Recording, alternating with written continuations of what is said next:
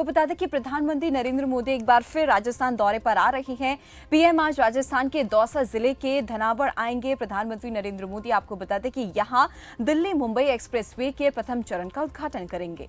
और आपको ये भी बता दें कि मोदी इसके अलावा यहां 4 राष्ट्रीय राजमार्ग परियोजनाओं का लोकार्पण और शिलान्यास भी करेंगे। प्रधानमंत्री के दौरे को देखते हुए व्यापक स्तर पर तैयारियां की जा रही है। तैयारियों को अंतिम रूप दिया जा रहा है। दौसा के धनावड़ रेस्ट एरिया में विशाल पंडाल बनाया गया है। आपको ये भी बता दें कि दिल्ली मुंबई एक्सप्रेसवे का प्रथम चरण हरियाणा के सोहना से दौसा के बड़का पाड़ा तक का है और प्रथम चरण में करीब 247 किलोमीटर का ये मार्ग शुरू होने जा रहा है। ये एक्सप्रेसवे आपको बता दें कि आगामी दिनों में राष्ट्रीय राजधानी नई दिल्ली से माया नगरी मुंबई को जोड़ेगा।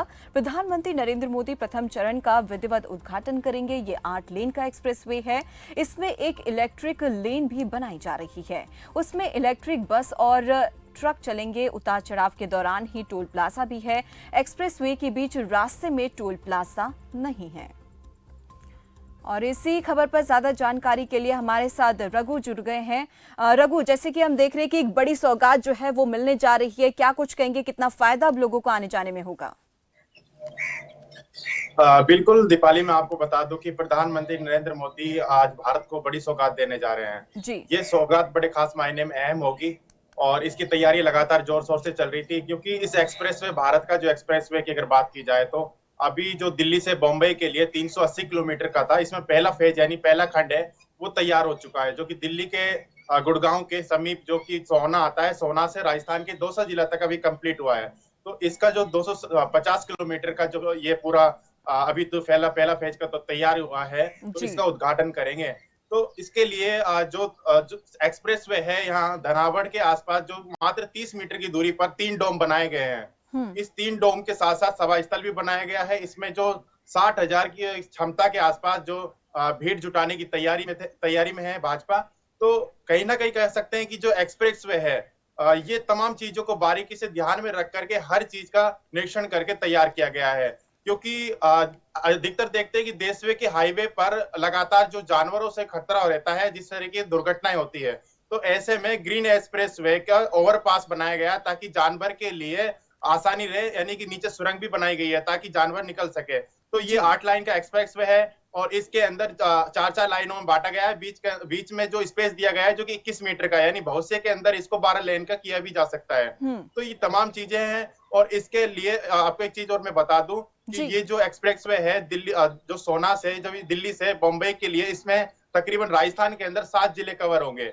यानी कि जो मत्स्य संघ में आने वाले जिले हैं, भरतपुर की बात की जाए, अलवर की बात की जाए, चाहे सवाई माधोपुर की बात की जाए, टोंक भी आता है इसके अंदर, कोटा, बूंदी, ये 7 जिलों को कवर करते हुए ये एमपी और होते हुए ये गुजरात के साथ साथ महाराष्ट्र की ओर निकलेगा। तो ये खास मायने में अहम है, क्योंकि दौसा का एक जुड़ाव बहुत देश के अंदर बहुत बड़ा भी है। क्योंकि जब हमने देखा था पूर्व स्वर्गीय तत्कालीन जो प्रधानमंत्री पंडित जवाहरलाल नेहरू ने भारत के जो लाल किले, दिल्ली के लाल किले पर जब झंडा फहराया था, तो यहाँ दौसा से ही खाकी से जो कपड़ा तैयार किया गया था, जो पहला जो भारत के अंदर जो झंडा रोहण किया गया था। ये तमाम चीजें कहीं ना कहीं दौसा से जुड़ाव है। तो इसके लिए तैयारियां लगातार चल रही है और बताया जा रहा है कि प्रधानमंत्री नरेंद्र मोदी जो धनावड़ में जो सभा आयोजित की गई है, इसमें आसपास 2 बजे के आसपास पहुंच सकते हैं, जो कि 6 जो हेलीपैड बनाए गए हैं, यानी कि वीआईपी का जो मूवमेंट रहेगा वो हेलीपोर्ट के जरिए से रहेगा। तमाम जो नितिन गडकरी परिवहन मंत्री केंद्रीय, तो वो भी हेलीपैड पे ही उतरेंगे। उसके बाद प्रधानमंत्री नरेंद्र मोदी आएंगे और तमाम जो वीआईपी गेस्ट है उनके लिए तैयारी की गई है।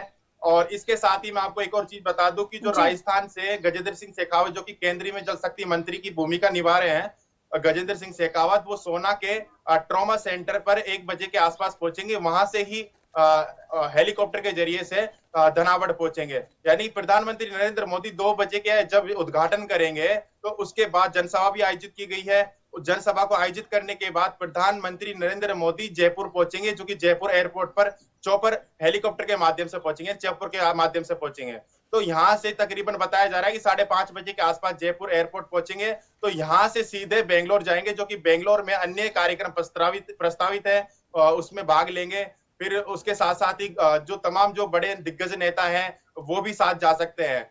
तो ये तमाम तैयारियों को लेकर के भाजपा भी लगातार तैयारी कर रही थी पिछले काफी दिनों से, 7-8 दिन से लगातार, क्योंकि प्रधानमंत्री नरेंद्र मोदी का राजस्थान के अंदर यानी 15 दिनों के अंदर ये दूसरा दौरा है, वही 5 माह के अंदर ये चौथा दौरा है। इससे पहले भी प्रधानमंत्री नरेंद्र मोदी आए हैं, चाहे माउंट आबू मानगढ़ की बात की जाए, देवनारायण की बात की जाए, ये तमाम चीजें हैं। क्योंकि इस समय बड़ा सवाल कहीं ना कहीं राजस्थान में ये भी है कि क्या भाजपा इस एक्सप्रेस वे के माध्यम से राजस्थान के राजस्थान जो 5 राज्यों में होकर निकल रहा है, तो इसके साथ दिल्ली, राजस्थान जो एमपी आता है और इसके साथ गुजरात आता है, महाराष्ट्र आता है, इस 5 राज्यों के अंदर एमपी और राजस्थान के अंदर चुनाव होने वाले हैं। लेकिन रघु, एक चीज और देखी जाती है कि अक्सर जब भी किसी भी विधानसभा चुनाव किसी भी राज्य में होते हैं तो प्रधानमंत्री नरेंद्र मोदी का दौरा अक्सर उन्हीं राज्यों में होता है और लोगों को या फिर यूं कह सकते हैं कि कहीं ना कहीं वोट बैंक इकट्ठा करने की कोशिश की जाती है। बिल्कुल। देखिए, राजस्थान की अगर बात की जाए तो राजस्थान के अंदर लोकसभा के अंदर बीजेपी कहीं ना कहीं अच्छी स्थिति में रही है। तो जो 7 जिले हैं, जो एक्सप्रेसवे जिन जिलों से निकलेगा, तो इसके अंदर दौसा के अंदर 5 विधानसभा सीटें हैं, यहाँ से बीजेपी कमजोर रही है, वहीं कांग्रेस अच्छी स्थिति में रही है। यानी कि जो राजस्थान के पूर्व के अंदर 39 विधानसभा सीटें हैं, तो इसके अंदर बीजेपी ने मात्र 4 सीटें हासिल की थी और यहाँ पर कांग्रेस मजबूती स्थिति में है। कांग्रेस के पास जहाँ 24 सीटें हैं, तो बीजेपी के पास यहाँ पर सिर्फ 4 सीटें हैं।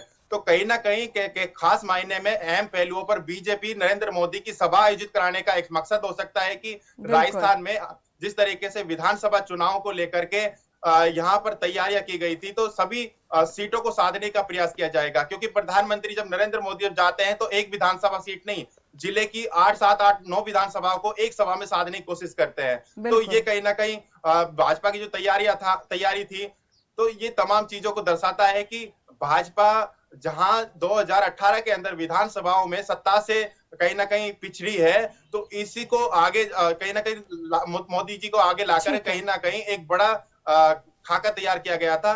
और ये कहीं ना कहीं देखा जाए तो खास मायने में राजस्थान के लिए अहम भी हो जाता है, क्योंकि इन जिलों की बात की जाए तो ईआरसीपी का मुद्दा बहुत गरमाया था।